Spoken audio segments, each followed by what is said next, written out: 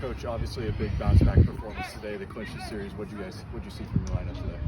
I mean, they were just incredibly resilient. You know, they have their big one early, and they're a great offense. And it's just the guys they just show up, right? Once he stopped being able to land the off-speed pitch for a strike, and then we could establish and get to the fastball. It's kind of a low ride or low slot righty that rides the top. He's really good. He was really effective against us last year. The first time through the lineup, we kind of got to him the second time, and I was hoping we could do that again. And then when the second guy came in there, he was, respectfully, he just had a similar fastball profile, but not quite as good, and then couldn't land the off speed. And so we were able to really get to him, and just kept putting pressure, just kept having at bats, and I couldn't put him away. And obviously the last guy was really good, just a 3-pitch mix and all quadrants to everybody, and he shut us down. But you know, those middle innings there we talk about it, Coach Simmons talks about all the time, is if you can win the middle innings, you give yourself a chance late, and that's exactly what we did. It's just an attitude. You just keep going. You can't get behind and quit competing, and we didn't. Especially it's an offensive day that one's blown out, and just a great testament to the kids, and they were awesome. Just the fact that you're playing so much better now the last couple of weeks, in particular, any particular attributes that are contributing to that? Well, we're getting better pitching. So we've been a great offense all season for the most part outside of the first couple of weeks, which is normal for a Northern team. We've played really good defense. We actually played a little bit worse defensively this weekend than we have. But it's just we had some guys in the rotation that kind of went down with some injuries, and so then you bank on those guys competing for you big innings, and you lose 10 to 12 innings on a weekend after losing so many guys in the draft last year. Until those young guys can grow up, you're just going to go through it a little bit. I mean, Reese Sharp's a perfect example. I mean, he's incredible, right? I mean, one of the best pitching forces I've seen. First of all, he really struggled. And so until he steps up, until he can replace some of those innings of injuries covered, and Luke Hayden has done a much better job at his outings, and Ty Bothwell and those guys. So we just had to grow up a little bit on the mound. And then you have some injuries. Morgan Coffey breaks his EMA. Well, then now, Hunter Jesse has really developed, and Sam Mearson has really developed. Well, then, Philip Glasser breaks his finger, so he's out. And so now, Max Johnson has stepped in and done a great job, and now Evan Goforth in there and doing a great job. So when you have a young team, they just have to grow up. But I will stay steadfast to the fact that when you play a really tough schedule early and you run those guys through the gauntlet, there's nothing they haven't seen. So, okay, so you struggle. We've seen that. We've struggled before. We had adversity, and then you have to respond, and eventually you just get used to doing that. That becomes in your DNA, and so that's what you're seeing. And it's just a growth, and it's a process. And I think that's what we're seeing here is the success is predicated on the growth, and the growth is predicated on opportunity and experience in a really tough early season schedule to prepare those guys for what it's going to be like when Illinois is a great team. Coach Hartlib is a great mentor to me and a great friend and a great coach. They're very well prepared. So to beat those guys 2 out of 3 is a big deal, and it's just a process to get there. Talking about Reese Sharp, and ever since the Rutgers series and that Cincinnati game, he's had a trio of good outings, and then today's sort of the culmination with just over 4 scoreless innings. Has there been anything that you've seen, maybe a noticeable shift in his pitching performance? Well, I know I talk about it all the time. You guys are going to roll your eyes at me, but you could probably repeat it back to me. When you can get a fastball to both sides, it opens everything up. And we changed his usages, so he has the slider and the curveball. And so we had been primarily using the slider against righties and the curveball against lefties. And then Coach Clayton went back in and kind of ran all the numbers and found, hey, let's throw the curveball to both and the slider to both, and kind of help his fastball in that regard. And since then, he's really just taken off. The big thing for him too is the ability to manage with runners on base. So that's an emotional situation. Guys are on base. Can you look at second and go back and execute a pitch? Can you be a 1-2 or less to the plate? All those are brand new to him. I know he's an older guy, but in his experience, he's a new guy. He's a young guy. So all those things, they come with time and experience. And so I think the usages have helped him a ton. And then the ability to just get his fastball to both sides and land it. You just saw him getting ahead. and then it opens up the plate for the rest of the off-speed stuff. Winning seems to follow Terry Moore in everywhere she goes. Obviously, Yeah. she threw out the first pitch, but how much did that help you guys? I mean, not obviously, but I mean. No, yeah, she's on the coaching staff from now on out. She can have the clipboard. She's in charge. Everything she touches turns to gold. So I appreciate Coach coming out today and leading us to victory. So yeah, she's the absolute best, and very, very thankful. And with that, how big was it to perform this way? It felt like the Bart Kaufman Field of years past that was completely full today. The crowd was in a frenzy. You played well. How big was it to put this performance on with a big crowd for maybe only the second time this season? Yeah, I again, being from here, being from this community, and so many of our boys being from this community, we're so appreciative to the support and the fans for coming out. And I'm very glad we were able to put on a good performance. This team is worth being behind. These boys are worth being behind because they're a great representation of the university and the program. They compete like crazy, and they care. They care about Indiana, and so I'm very appreciative for everybody coming out today. I think my entire hometown was here today. All the little leagues and my grandmother, my aunts and uncles, and everybody. So it's not just them. It's us too. Being from here, I'm very, very, very thankful. Coach, obviously we've talked a lot this year about the resiliency and the gauntlet of the schedule you guys have played. How do you keep the mindset and the mentality focused heading into the last 3 weekends of the season as you guys chase a Big Ten tournament spot? Yeah, it's the same thing. It's just you have to go about it each and every day, improve. Fortunately for us, we have a week off here. We've had 2 midweeks the last 2 weeks, so it'll be nice to catch our breath a little bit. They'll be in finals, but I'll be catching my breath, I guess. But I think that will be really good for us to kind of get our rotation, back on point today. We were able to save those bullpen arms to today. That really set us up well to be able to compete down the stretch, and that was the plan. And then you can do the same thing with this off week here to get your arms in the right spots going into next weekend. And then you just go play pitch by pitch, inning by inning, whatever happens, right? If you can compete with these guys and you can compete with the top guys in the league, then there's no reason we can't go out and continue to compete. Whatever happens, happens. I just want us to go out and play to the best of our abilities, and I'll be proud of them either way.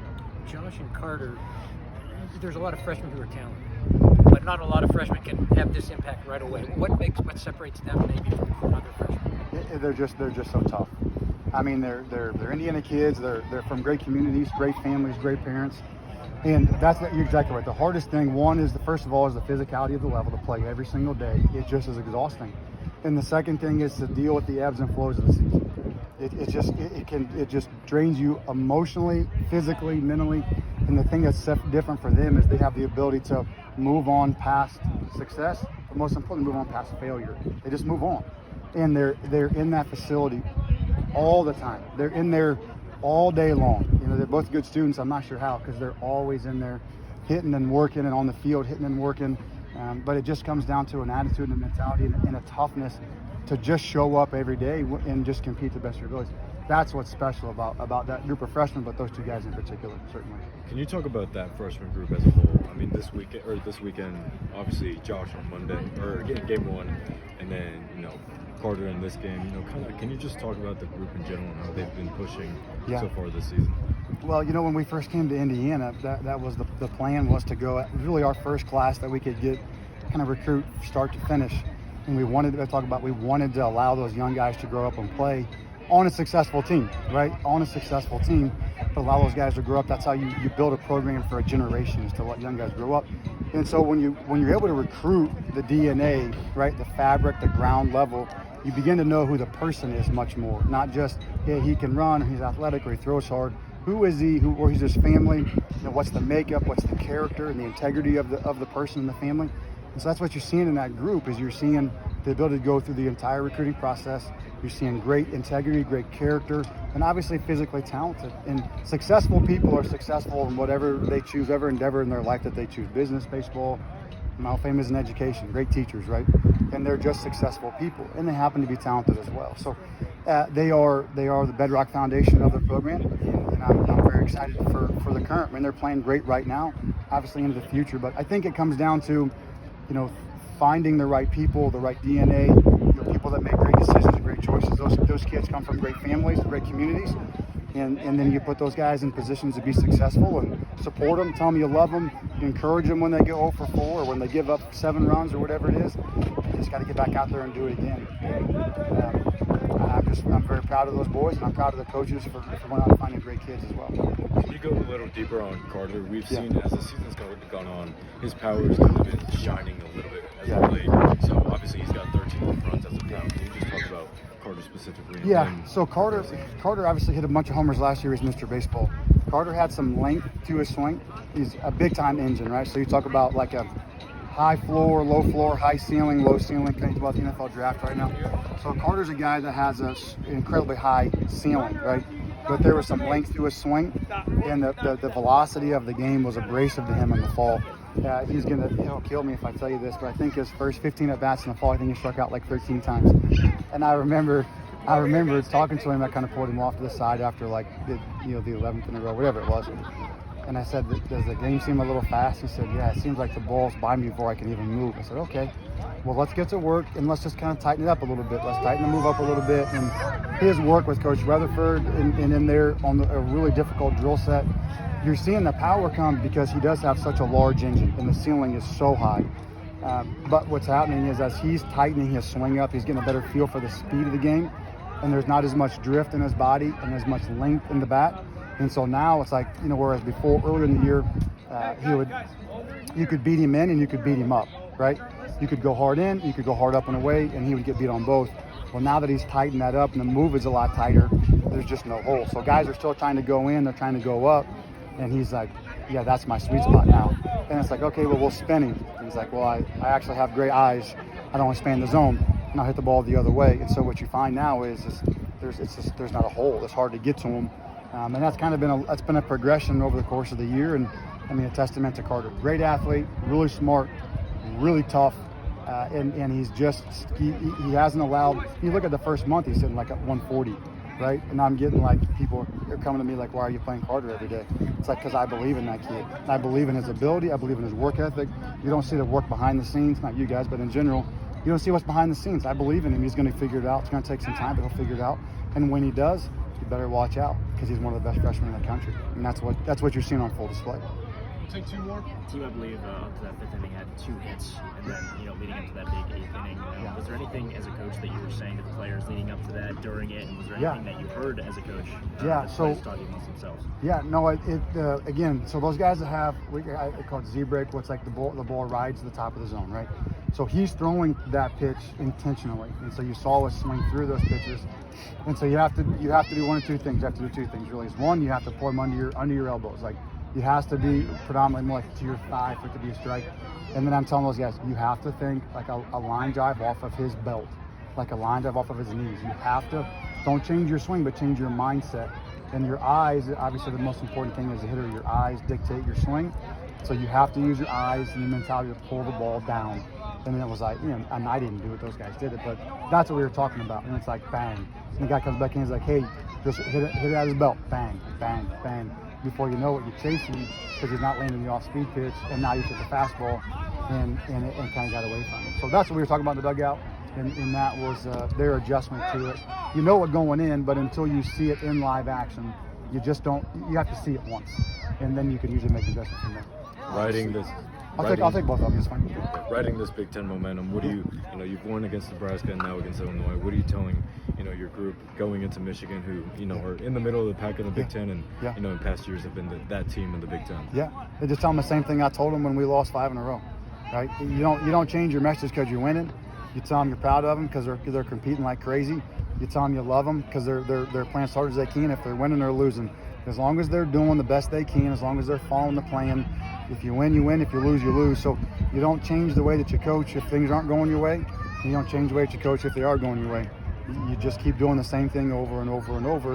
And that's the monotony, but also the success or failure of baseball. It's just the same daggone routine over and over. I mean, it's the same formula. And you just got to get really good at doing the same thing every day. That's what we have to do this week and next weekend. I know that's a terrible answer, but it just is. It's just what you have to do as a baseball coach. Obviously, the bullpen struggles have been well documented this season. They come out today through 6 scoreless innings to close out a series. How important is that to building the momentum going in for the rest of the bullpen? Well, it's huge. It's huge, and it's what I know. Again, I know yesterday got ugly, but that's what we set it up to give ourselves a chance to do. Once they go up 6 or 8 to nothing, and we haven't done much against their starter, you have to make a decision, and then you make a decision to say, hey, we're going to put our eggs in one basket tomorrow, and you're going to trust Ty, you're going to trust. Now, I didn't expect Reese to go 4 and change, right?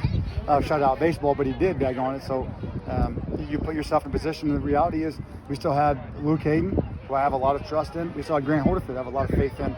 It's just early on when I was coaching, my Coach Parker, who's now South Carolina, best man at my wedding, my best friend, he and I used to always say to each other, when a kid's having a what did we say? I messed up my own saying. When a kid's having a performance of a lifetime, just get out of his way, right? When a superstar is being a superstar, just get out of his way. And that was the thing for Reese today. It's like, just get out of his way. Like, you want to hit too? Like, yeah, you can hit too, right? You can, pitch and play short. So you just get out of their way when they're playing like that, because they're locked in, they're in the zone, and that was the thing. So yeah, the growth of the bullpen is predicated on getting those guys out there. And I know sometimes it's gotten ugly, but they got to grow up. There is no substitute for experience, just like you guys. Like, there's no substitute for experience and for doing it. I can tell you about it, you can read about it, you can watch a video, but until you're out there on the mound in front of 3,000 people on national television with your knees shaking, like, you don't know. Like, you just don't know. But once you start to understand it and feel it, you have that experience, then you have a much better chance of going out and having success, and that's what they did.